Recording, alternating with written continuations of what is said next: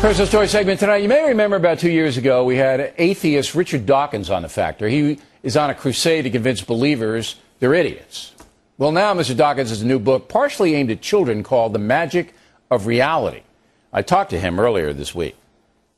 Now, you wrote this book, and this book, is marketed somewhat toward children, adolescents, correct?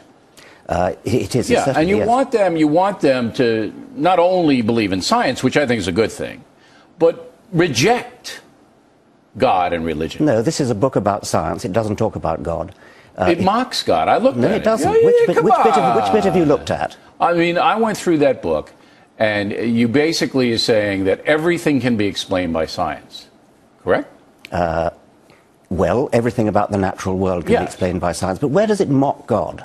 It basically says that these things are myths. They're not really true. Every chapter has myths at the beginning of the chapter. Aha! Some of them are Aztec myths, they're ancient Egyptian myths, Greek myths, Judeo-Christian don't myths. play these semantic games with me. You know what you're doing. You're trying to get to the kids and say, hey, you're an idiot if you believe in God. It's nothing to do with God. I'm talking about myths from all over the world. The Judeo-Christian myth is thrown in occasionally as one of many myths that come from around the world. But the Judeo-Christian philosophy isn't a myth. It's reality. This country was based on it. Well, that's not true. Yes, it is. Throughout history, some of the worst regimes ever have been atheistic. You know that. Communists under Stalin, Mao Zedong. Nothing to do with atheism. No, really? No. See, my hypothesis is that religion is a constraint on society. Goodwill toward men, treating everybody as Jesus taught, the same as you, how you would like to be treated, the Ten Commandments, they're constraints against bad behavior. Which of the Ten Commandments do you value? All of them. Thou shalt not make a graven image. Thou shalt not violate the Sabbath. Thou shalt not kill. Thou shalt not bear thou shalt false not kill witness. is a widespread belief all over the world. It's not by Pol Pot or Mao Zedong or Joseph Stalin. They all had one thing in common. They didn't believe in God. But in any case, it's nothing to do with whether you believe in God or not.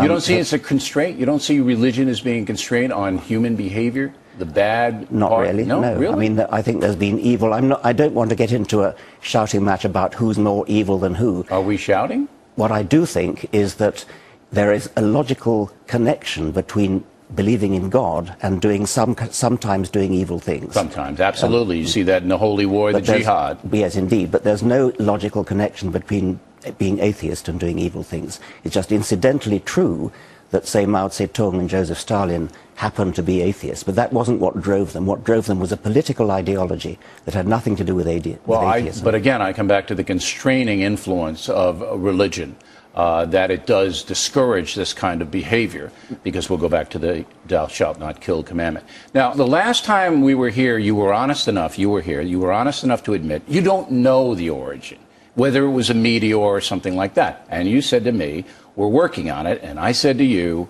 when you get it, let me know. That's how we left it last time. That was only about 2 years ago. And still, you don't know. Well, are you talking about the origin of life? I'm talking about the origin of existence, of human existence and plant existence and animal existence. How can it possibly help to postulate a divine intelligence to explain something complicated like that? Here's how it can help. If you believe in the teachings of Jesus or Buddha or someone like that, who wants people to be peaceful and to love each other, that is a good thing. Yeah, but what's that got to do with the origin of the moon? Because I don't believe a meteor crashed into the earth and made everything happen. I think intelligent design made everything happen. Give it a last word. Well, I mean, science does know quite a lot about things like how the moon came into existence, why the sun is there, why the galaxy is there.